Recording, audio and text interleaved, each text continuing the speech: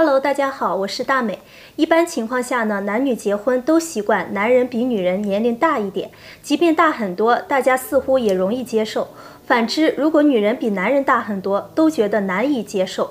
但是今年27岁的王先生却娶了44岁的赵女士，如今结婚3年了，王先生婚后究竟是什么感觉呢？我们一起来听一听王先生怎么说。我今年27岁，我老婆今年44岁，为此很多人觉得不可理解，也总是好奇我婚后是什么感觉。其实说起我的婚姻，得从我个人成长来说。我8岁的时候，妈妈去世了，爸爸经商很忙，经常在外地，于是托付我的班主任老师照顾我。老师一边照顾我生活，还要辅导我学习。我的班主任她叫赵玲玲，比我大17岁，但是赵老师刚结婚，她老公对她并不好。我经常会看到赵老师偷偷地抹眼泪，有几次我都看到赵老师手上、脸上很多伤疤。每次看到赵老师受伤，我很难过。从赵老师的电话中，我知道她是被老公家暴受伤的，因此很多时候赵老师不回家睡觉，晚上都在我家陪着我。有时候如果他回家了，也一定会带上我去他家里，他会把家里最好吃的东西都拿给我吃。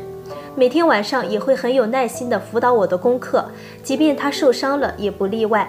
在赵老师的照顾下，我的生活一直很好，成绩也是班上前10。后来小学毕业了，我离开了赵老师，爸爸让我住在学校，那时候爸爸也娶了后妈。赵老师因为她老公没有生育能力，而且有家暴，在我读初2的时候，听说她离婚了。虽然我住在学校，但是赵老师每周都会来学校看我。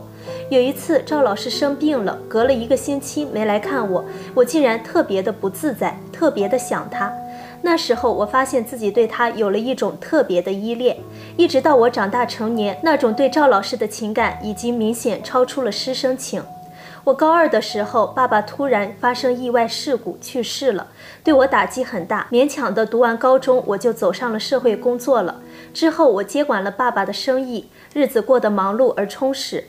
但是我一有空就会去看赵老师。在我20岁生日的时候，赵老师陪我过生日，我正式向他表白，但是赵老师很意外，直接拒绝了我。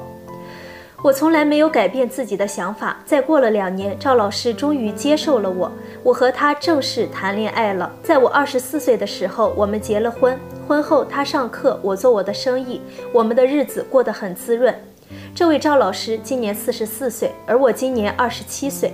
有时候我们走在外面，有些人说她是我的姑姑或者老妈，我会一笑了之。只是作为我老婆的赵老师会觉得尴尬，每当有这样的小尴尬的时候，我都会牵着她的手，告诉她我是她的杨过，我会陪着姑姑一辈子。